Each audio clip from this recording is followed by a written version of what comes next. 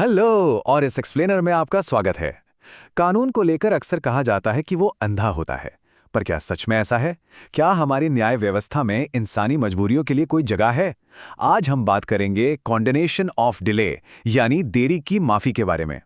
चलिए समझते हैं कि कैसे कोर्ट सख्त कानूनी डेडलाइंस और इंसानी संवेदनाओं के बीच एक बेहतरीन बैलेंस बनाता है। अब सवाल ये है कि जब कोई कानूनी डेडलाइन मिस हो जाती है, तो आखिर होता क्या है? सीधी सी बात है, लीगल दुनिया में हर चीज का एक फिक्स टाइम है।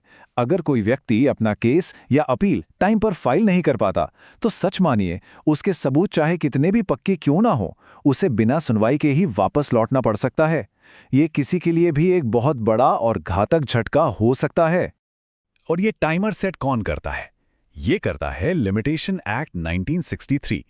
इससे आप लीगल सिस्टम की एक ऐसी टिक टिक करती घड़ी समझ सकते हैं जो बताती है कि आपको कोर्ट कब तक पहुंचना है। जैसे ही ये टाइम खत्म होता है, आपकी कानूनी राहत पाने की उम्मीद भी खत्म हो जाती है। मतलब एक बिल्कुल सच्चा और मजबूत केस भी शायद ही कभी कोर्ट का मुंह देख पाए। तो क्या सब कुछ एकदम फिक्स्ड है? बिल्कुल नहीं। अब स्क्रीन पर दिख रहे इस सेक्शन 5 को देखिए। ये असल में लिमिटेशन एक्ट का एक सेवियर क्लॉज यानी रक्षक है। यही वो रिलीफ वॉल्व है जो तब काम आता है जब कोई डेडलाइन मिस हो जाए। ये कोर्ट को पावर देता है कि अगर देरी का कोई सचमुच जेन्युइन और वाजिब कारण है, तो उस देरी को माफ करके केस को आगे बढ़ाया जा सके। तो आज के इस एक्सप्लेनर में हम किन चीजों पर बात करेंगे? हम शुरुआत करेंगे इस सख्त कानूनी घड़ी से, फिर समझेंगे कि देरी की माफी आखिर है क्या और कौन कौन से कारण जैसे बीमारी, गरीबी, प्राकृतिक आपदा या कोई जेन्युइन गलती इसमें शामिल हैं। और हाँ, हम ये भी देखेंगे कि कोर्ट आखिर कहाँ आकर अपनी लकीर खींच देता है। तो चलिए सबसे पहले बात करते हैं हमारी सख्त कानूनी घड़ी और डेडलाइन मिस होने की उस कठोर सच्चाई के बारे में। सुप्रीम कोर्ट का रुख इस मामले में काफी साफ है। कटिजी केस के इस मशहूर कोर्ट को ही ले लीजिए। कोर्ट कहता है कि सिर्फ तकनीकी कमियां निकालने से ज्यादा जरूरी है सब्सटेंशियल जस्टिस, यानी असली न्याय देना। मतलब जब भी कोई डेडलाइन मिस होती है, तो अप्रोच सिर्फ किताबी नहीं बल्कि उदार और प्रैक्टिकल होनी चाहिए। फोकस न्याय करने पर होना चाहिए, ना कि सिर्फ नियम थोपने पर।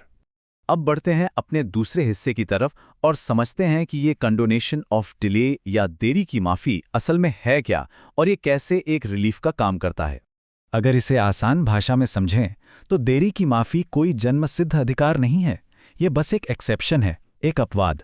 ये पूरी तरह से इस बात पर टिका है कि केस लड़ने वाला कोर्ट को ये साबित कर पाए कि उसके पास डेडलाइन मिस करने का एक सफिशिएंट कॉज, यानी एक बहुत ही ठोस और पर्याप्त कारण था।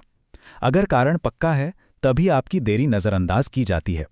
तो वो पर्याप्त कारण क्या हो सकते हैं? चलिए देखते हैं कि कैसे बीमारी, मृत्यु या गरीबी जैसी व्यक्तिगत कठिनाइयों को कोर्ट एक ठोस कारण मानता है। मोहसिना केस का ये उदाहरण देखिए। ये हमारी अदालतों की मानवीय संवेदनाओं को बहुत अच्छी तरह दिखाता है। सोचिए, 804 दिनों की एक बहुत लंबी देरी, यानी 2 साल से भी ज्यादा, और कोर्ट ने इसे पूरी तरह माफ कर दिया। क्यों? क्योंकि अपील करने वाला व्यक्ति अनपढ़ था और बहुत ज्यादा गरीबी से जूझ रहा था। कानून भी समझता है कि एक बेहद गरीब और अनपढ़ इंसान के लिए कोर्ट कचहरी की फॉर्मेलिटीज को तुरंत पूरा करना हमेशा मुमकिन नहीं होता।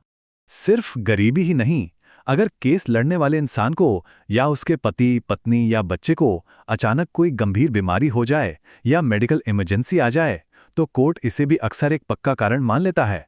बस शर्त यह है कि आपके पास इसके भरोसेमंद मेडिकल सर्टिफिकेट्स या दस्तावेज होने चाहिए। अब जरा इस नंबर 22 पर गौर कीजिए। एसकेबी ओवरसीज कॉर्पोरेशन केस में कोर्ट ने ठीक 22 दिन की देरी को माफ किया था। कारण था वादी के पिता की अचानक हुई दुखद मृत्यु। परिवार में किसी अपने का चले जाना एक ऐसा अपूरणीय नुकसान है जिसे कोर्ट भी समझता है और इसे एक बेहद मजबूत सफिशिएंट कॉज मानता है। लेकिन उन चीजों का क्या जिन पर हमारा कोई जोर ही नहीं? आगे हम उन आपदाओं और बेकाबू घटनाओं की बात करेंगे जो इंसानी कंट्रोल से बिल्कुल बाहर हैं। यहाँ पर रूल एकदम क्लियर है। अगर कोई एक्ट ऑफ गॉड हो जाए, जैसे भयानक बाढ़, भूकंप या कोई और प्राकृतिक आपदा जिसकी वजह से कोर्ट पहुंचना फिजिकली नामुमकिन हो जाए, तो किसी को भी डेडलाइन मिस करने की सजा नहीं दी जा सकती।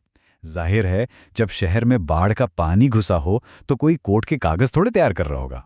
और इसका सबसे बड़ा ऐतिहासिक उदाहरण तो हमने हाल ही में देखा है, कोविड-19 महामारी। सुप्रीम कोर्ट ने उस वक्त एक अभूतपूर्व कदम उठाते हुए सभी के लिए लिमिटेशन पीरियड को ही सस्पेंड कर दिया था। कोर्ट ने माना कि ये ग्लोबल क्राइसिस अपने आप में एक सफिशिएंट कॉज है, क्योंकि उस दौरान तो पूरी दुनिया की ही रफ्तार थम गई थी। चलिए अब बात करते हैं कुछ लीगल और एडमिनिस्ट्रेटिव रुकावटों की। कैसे कभी-कभी खुद सिस्टम की जटिलताएं या कुछ अनजाने में हुई गलतियां भी देरी का कारण बन जाती हैं। इस स्लाइड में जो अंतर है वो बहुत दिलचस्प है। अगर किसी वादी या उसके वकील से अनजाने में कोई असली और जेन्युइन गलती हो जाए, जिसे बोनाफाइड मिस्टेक कहते हैं, तो कोर्ट उसे माफ कर सकता है। लेकिन अगर जानबूझकर टाइम काटने की कोई चाल चली गई है या इसके पीछे कोई मैलाफाइड यानी गलत इरादा है, तो फिर कोई माफी नहीं मिलेगी। कोर्ट उसे तुरंत खारिज कर देगा। इसी तरह जब आप अपील करते हैं तो आपको कोर्ट के फैसले की सर्टिफाइड कॉपी चाहिए होती है। लिमिटेशन एक्ट के सेक्शन 12(2) के तहत इस कॉपी के लिए अप्लाई करने और उसे हासिल करने में जो लीगल समय लगता है, उसे आपकी उस टिक टिक करती टाइमलाइन से बाहर रखा जाता है। बस ध्यान रहे कि आपने कॉपी के लिए बिना किसी लापरवाही के तुरंत अप्लाई किया हो। अब आते हैं अपने आखिरी हिस्से पर, क्षमा की सीमाएं। क्योंकि भाई कोर्ट की भी तो कोई ना कोई लिमिट होगी, है ना? भले ही हमारी न्याय व्यवस्था गरीबी, बीमारी या प्राकृतिक आपदाओं के प्रति बहुत दयालु है, लेकिन ये उन लोगों को बिल्कुल नहीं बख्शती जो सिस्टम को हल्के में लेते हैं। घोर लापरवाही, बिना किसी ठोस वजह के सालों की देरी, गोलमोल बातें कहना या फिर रोजमर्रा की छोटी-मोटी तकलीफों जैसे कि सिर्फ मामूली ब्लड प्रेशर का बहाना बनाकर देरी करना, ऐसी चीजों के लिए कोर्ट के दरवाजे हमेशा बंद रहते हैं। तो अंत में सोचने वाली बात यह है कि जब ये कानूनी घड़ी टिक टिक करना बंद कर देती है, तो क्या आपके पास देरी का वो पर्याप्त कारण होगा? ये एक्सप्लेनर हमें यही बताता है कि न्याय सिर्फ आंख बंद करके कानून की किताब पढ़ना नहीं है, बल्कि ये सख्त नियमों और गहरी मानवीय संवेदनाओं का एक बहुत ही खूबसूरत बैलेंस है। पर याद रखिए, कानून हमेशा उनकी मदद करता है जो जागरूक हैं, उनकी नहीं जो सोए हुए हैं। इस एक्सप्लेनर के साथ जुड़ने के लिए आपका बहुत बहुत शुक्रिया।